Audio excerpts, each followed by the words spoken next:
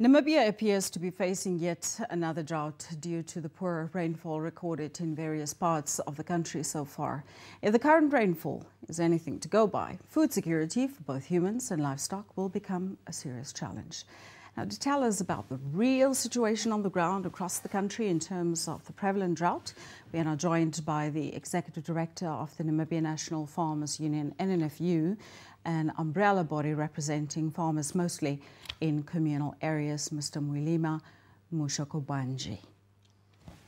Good evening, sir. Thank you so much for joining us. Good evening. Thank you for having me. Now, so many concerns out there, especially from farmers. What are your views with regard to the current situation in the country? The current situation is extremely worrisome. Agriculture remains a backbone of the Namibian economy. More than 70% of the rural poor subsist on agriculture for a livelihood. And whenever there's lack of rain, lack of sufficient water, it becomes extremely worrisome because it affects agricultural production, agricultural productivity. It affects a sector in which that feeds the majority of the people in the country. It got serious negative impact. So as it is right now, you see the challenge is that it's not only about drought. Due to climate change, we are likely to experience a lot of drought, a lot of flood, and a lot of disease outbreak. So farmers are hit by a number of challenges, and drought remains one of the key issues that is affecting the farmers. So it's becoming very clear that we are likely up to be affected by drought throughout the country. So what are you advising farmers to do in order to, one or the other way, prepare themselves? I think what is important at this stage is that a drought should not be seen as a disaster, but a risk. And we need to abandon reactivism and adapt proactivism in terms of drought management.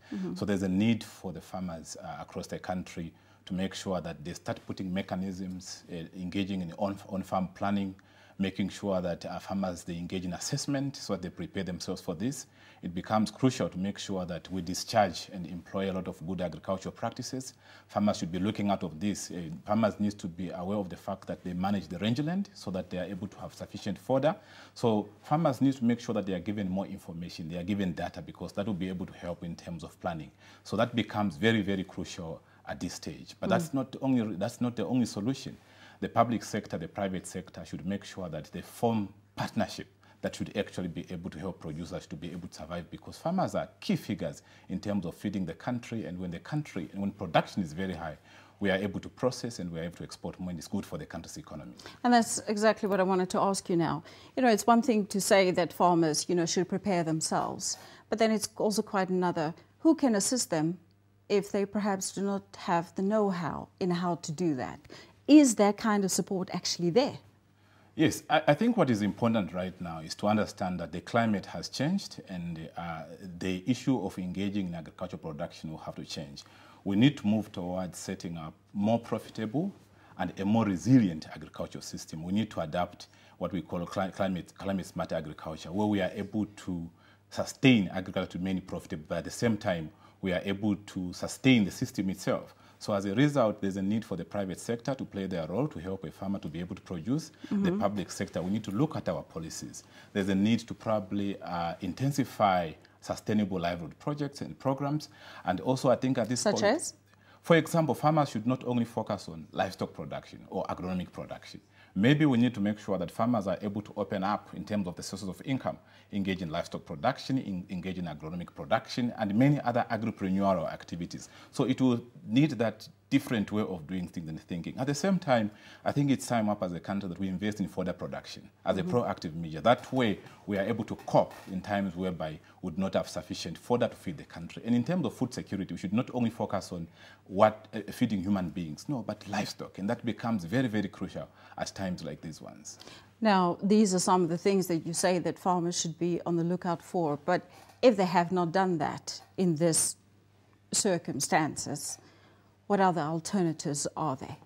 No, I think at this stage there's a number of alternatives. And definitely this is not the first time that we are experiencing drought. And I think there's a mindset shift to understand that. I'm sure there's a lot of a myriad of empirical evidence. For example, if you look at the Intergovernmental Panel on Climate Change, if you look at the fourth assessment research, it actually says that even though Africa contributes less to carbon emission, it was going to hit the most and the earliest, and the rural poor will suffer the most. You felt the drought in 2013.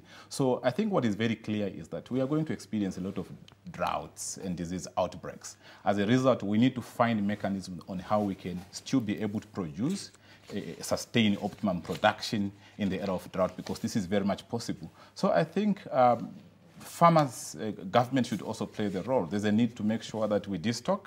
There's a need to make sure that farmers are incentivized, they are supported, they are given the support they need, access to agricultural inputs, providing more lucrative and profitable markets. So all these are mechanisms. So we need to adopt an adaptive, integrated multi-stakeholder approach to this. It cannot be one size fits all. It has to be comprehensive. It will require the public sector, the private sector, as the non-state actors. And all this should be tailor-made to make sure that a conducive policy environment is created in order for agricultural production to excel and flourish. How is the relationship between the NNFU and farmers? Do farmers feel very much at ease and open to actually come to your offices and approach you for a lot of the advice that you've given them tonight? The Namibia National Farmers Union remains the most trusted mouthpiece of communal farmers in the country. There's a lot of excitement, a lot of belief in the union, because the union is focusing on production, is focusing on advocating for access to agricultural inputs, access to agricultural services, and advocating for good agricultural practice. And these are the issues that actual farmers would want to hear. I think because of the products and services that the union is offering, and the fact that the union is very strong on production, productivity, and agro-processing, the union is so much aligned to the policies of government, and there's that space. So we are getting a lot of inputs and views from the farmers to make sure that the union itself remains very responsible to the needs of the farmers. So there's a lot of excitement across the country in terms of what the Namibia National Farmers Union does and what it stands for. And we are excited, and we look forward to work with the farmers all over the country and make agriculture flourishing and great for the economy of the country. Mwilima Mushokobanji, thank you so much for joining us. Thank you.